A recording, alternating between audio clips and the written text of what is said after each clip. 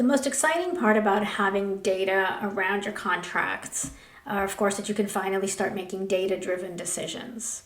We all learn from every negotiation that we do, but sadly, most of that learning stays inside of our own heads, and it's very hard to share with others. And when we do share, and it's anecdotal, we're kind of sharing, our war stories, we're sharing lessons learned, but it's hard to really consolidate that into something that is easy to consume and easy to learn from, easy to share, easy to build on. And the only way to do that really is by starting to gather insights that you can track. And the beauty of it is, of course, once you can track something, you're likely able to measure it. Now, measuring in the legal department comes with some interesting reactions when I bring it up. Not everybody's comfortable with the idea because, again, the work we do is so substantive. It is substantive, but there is work that we do over and over again. Doesn't make it easy. It makes it our day job. And from each time we do something, we learn it, we get better at it the next time we do it. The ability to capture those learnings and to harness that becomes extremely powerful and impactful for a number of reasons. We've all heard that people from the business side are sick of hearing the answer, it depends. We know the CFO and the C-suite, they are no longer interested in hearing that answer from the legal team when it comes to budget, when it comes to forecasting, to headcount, really to a lot of the normal things that are expected of all the other departments of the company, but somehow the legal team has been excused from providing certain data. Those days are pretty much over. Most law departments are certainly feeling the pressure to provide data, and for now, most of that pressure is around resources and spending and controlling spend, especially when there's high outside counsel bills. But there's another area where I think data plays such a critical and interesting role and yet is still very much underutilized, and that's in contracting. No surprise, that's our favorite topic here today. So I like to break down the data that you can capture into two categories. The first one, I'm going to call it the easier category, although for many law departments, this is still quite a struggle.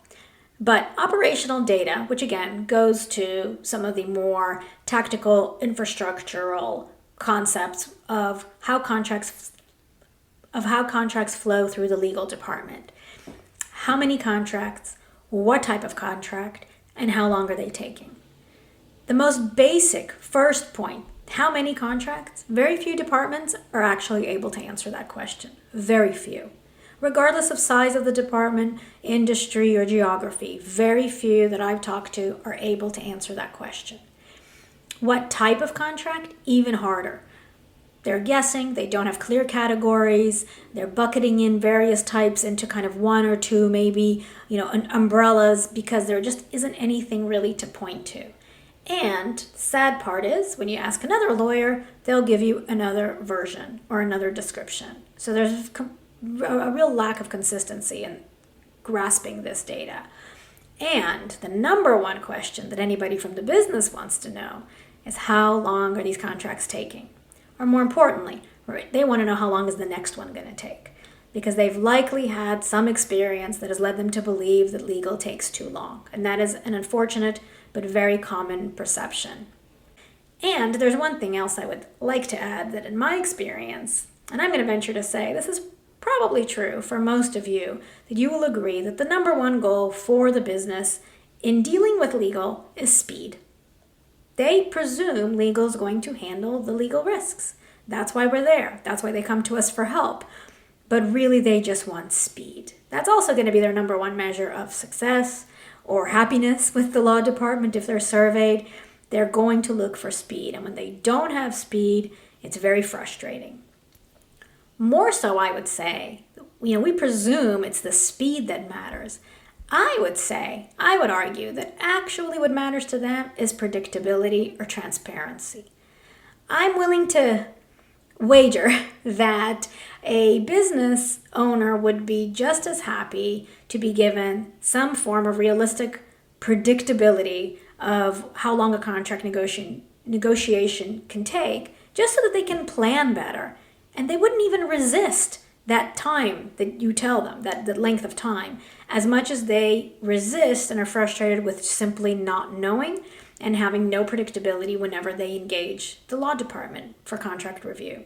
So at a minimum, data can help you create some predictability for your business. If you can even look back at some data and say, for the most part, we get contracts turned around in 3 business days, or whatever your number is, without even setting a service level agreement or a target or any kind of a commitment to the business that you'll meet that goal of 3 days, you can at least have a look back and say, you know what, on average, takes about 3 days. This contract looks pretty typical. I can't imagine it taking more than 3 days. That will delight the clients to no end because they're so used to hearing nothing. And with that, what happens? People create their own stories when there's a vacuum, or they fall back on their worst experience, and that is what they remember. They don't remember the fast contract turnarounds. They remember the really long, painful ones. So if you're going to start somewhere, start tracking some of these very basic operational data points. Tracking is easier with technology, and we will tackle technology a little bit later. But even for starters, tracking using a spreadsheet is okay. If you've got nothing, spreadsheet's better than nothing. I will tell you that much. Now, where it gets really interesting in terms of data is substantive data. And to me, substantive data is where you're gathering the insights around the contract negotiation itself.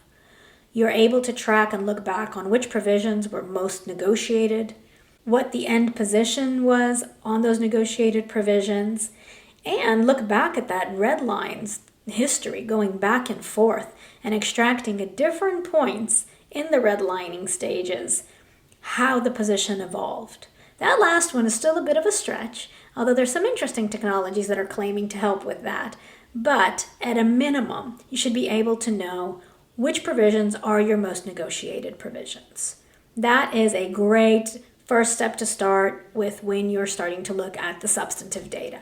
Now, these are building blocks. Start with the operational data first, and then move into the substantive data. For substantive data, technology will also be helpful, especially some of the areas of artificial intelligence I'll describe later that get into extracting interesting contract data points around the content itself. So less about, when we think of data, the black and white, numerical, empirical data points like term lengths or start dates or end dates, but really extracting concepts around the provisions themselves. So data is king. We've heard it a lot, and there's definitely an expectation that law departments are moving in that direction, especially if you are in industries that currently rely on data heavily, or perhaps the company's been going through a digital transformation of some sort. You probably noticed the law department isn't excused from that, and that digital transformation comes with an ability to gather fantastic data insights.